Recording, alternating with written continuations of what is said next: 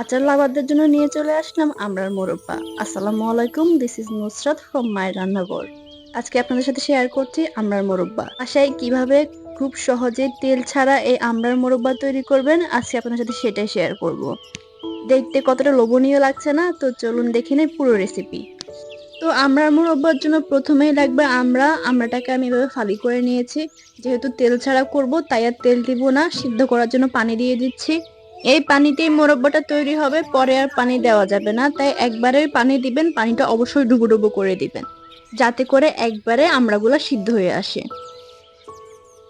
পানি দেওয়ার পর এরপর লাগবে রংটাকে একটু সুন্দর করার জন্য হাফ চা চামচ হলুদ, আর লাগবে হাফ চা চামচ মরিচের গুঁড়া। এরপর দিয়ে দিচ্ছি স্বাদ অনুযায়ী লবণ। এরপর দিয়ে দিচ্ছি 2টা দারুচিনি, 3 থেকে 4টা তেজপাতা আর 7-8টা এলাচ। এই পর্যায়ে এই মশলাগুলোকে একটু পানির মধ্যে ডুবিয়ে দিবেন আর অপেক্ষা করব যতক্ষণ না এগুলো সেদ্ধ হয়ে হলুদ কালার চলে আসে। একটু পরে দেখতে পাবেন পানিটা অনেকটাই শুকিয়ে গেছে আর এমন হলুদ ভাব চলে আসছে। এই পর্যায়ে একটু নেড়েচেড়ে মিশিয়ে নিচ্ছি আর সেই সাথে অ্যাড করে দিচ্ছি চিনি। যেহেতু আমরার মোরব্বা, অবশ্যই চিনিটা বাড়িয়ে দিতে হবে। আর দিয়ে দিচ্ছি গুঁড়া করে রাখা পাঁচফোড়ন। বাজারে যে ছোট সাইজের পাঁচফোড়ন প্যাকেট পাওয়া যায় ওই প্যাকেটের অর্ধেকটা দিয়েছি।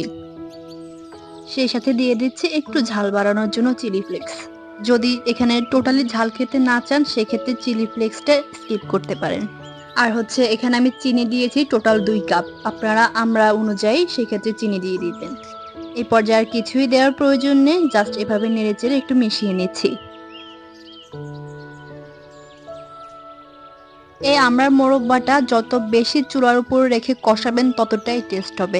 আর এটা একদিনে তৈরি করা যাবে না, পরপর 2 থেকে 3 দিন এভাবে চুলার উপর কিছুক্ষণ রেখে কষাতে হবে।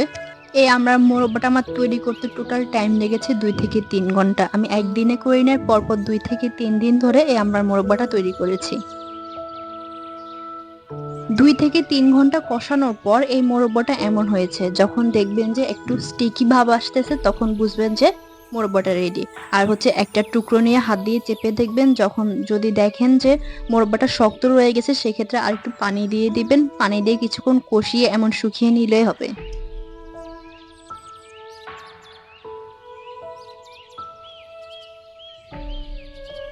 তো এই তো মোরব্বা রেডি। আমি একটা খুব কাছ থেকে দেখাচ্ছি মোরব্বাটা এমন হয়েছে। এই মোরব্বাটা কতটা টেস্টি হয়েছে সেটা খাওয়ার পরেই বুঝতে পারবেন। তো বাসায় এভাবে তৈরি করে ফেলুন তেল ছাড়া আমড়ার মোরব্বা।